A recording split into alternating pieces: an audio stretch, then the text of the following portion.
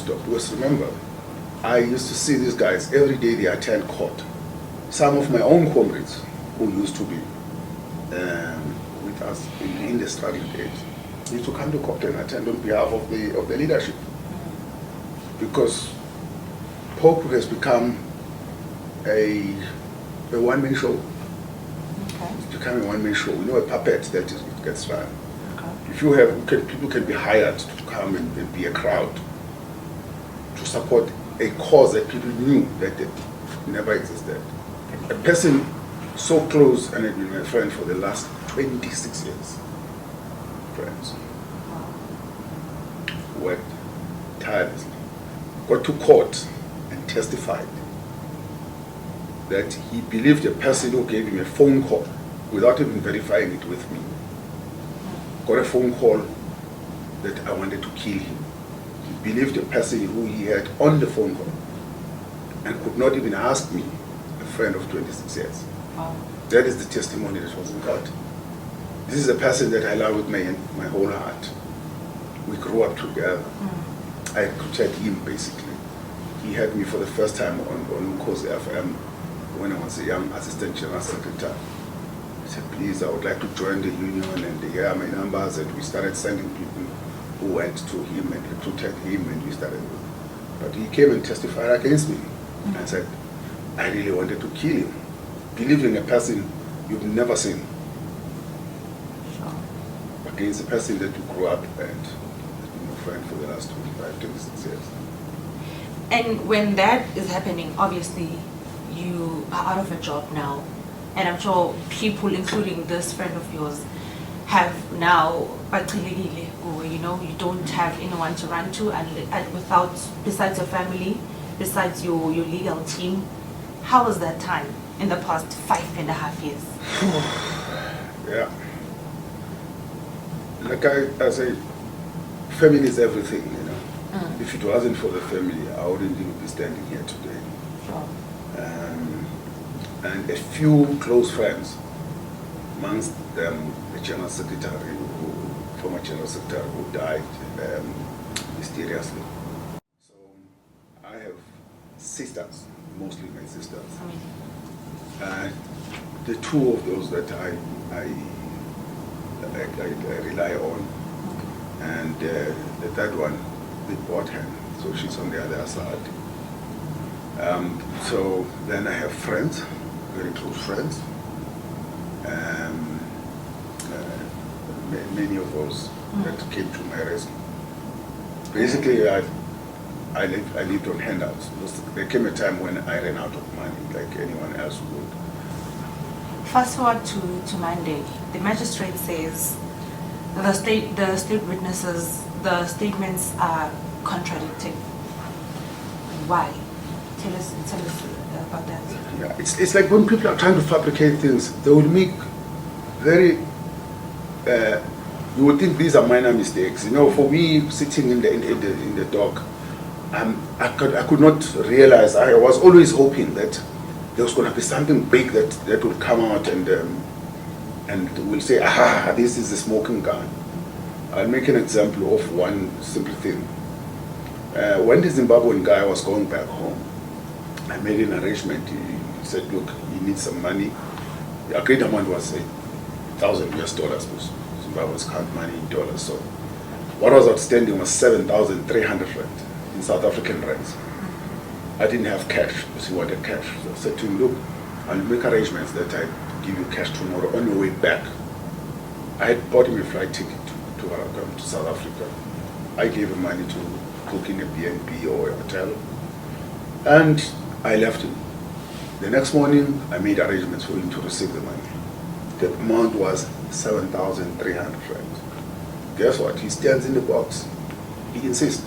The 7,300 was a payment for the hitman. It was part payment for the hitman. Guess that the undercover policeman who says, well, he was also in that meeting.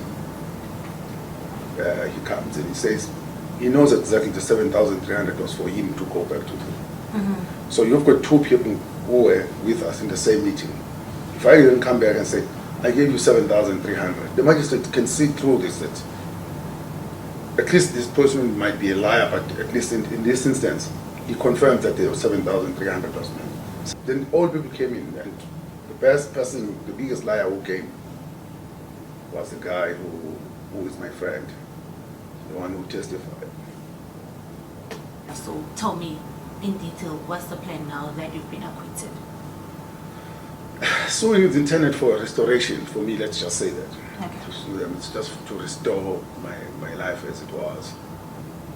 I didn't think a general would come and deliberately mislead a court and say I'm wanting. Let alone that this general was a branch chairperson in Middelburg. In his younger days, when he was young, he was a branch chairperson in Middelburg. And at the time, I was vice president of the union.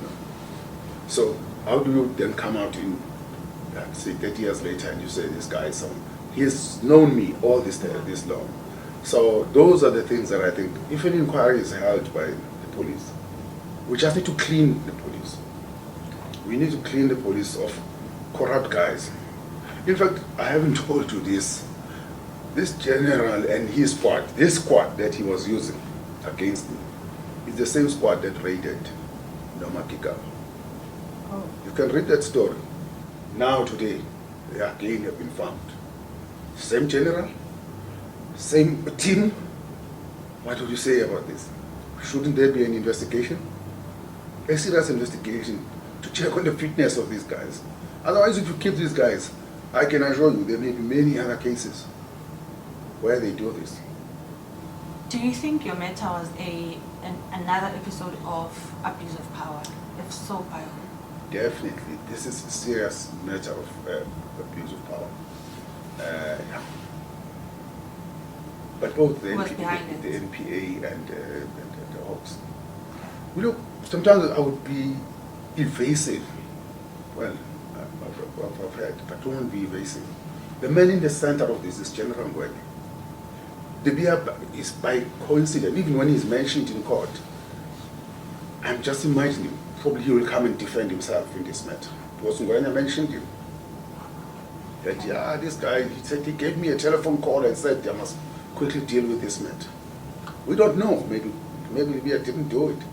But the beer finds himself in this matter, thrown in by General Ngwenya. Ask General Ngwenya, you have a diary of this? I don't think the diary, we normally hand over the diaries. He can't pinpoint when General Libya gave him the instruction to start to take this matter out. But this is matter, the team he chose, and yeah. Okay. So it is definitely an abuse of power.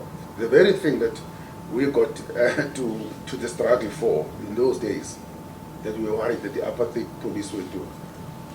You know, the same style I was arrested in the years that I got arrested before.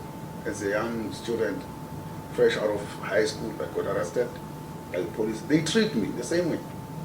I was trying to put some placards on the street, and I saw an old man saying, "Hey, let me have a look, boy. Come closer, show me here." And I went to him, and he arrested me. And do you think the senior officials that you were said to have plotted to kill and to kidnap could be the ones who are behind your plot? There's only one person that connived with Ngwenya. You can read this in court. It's the president of POPCRU, Mr. Bekulu, and Ngwenya. The other guys, for your own information, one guy came to testify, the former CFO, but he was in that hit list. He comes and he says he had no reasons to believe that I wanted to kill him, or he worked with me for more than 10 years, he was happy, we never had any skirmishes. That is the guy who came. That guy was intended to come and probably say I wanted to kill him, because he was the second person that was brought in to testify. The other four have never been brought to court, because it could have been worse if you had brought in the other guys. So if the second guy says he has no squabbles with me, then the third guy, what is he going to say? Because those were the closest, the two were the closest that I worked with. But this is General Ngwenya's plot with Bekulu.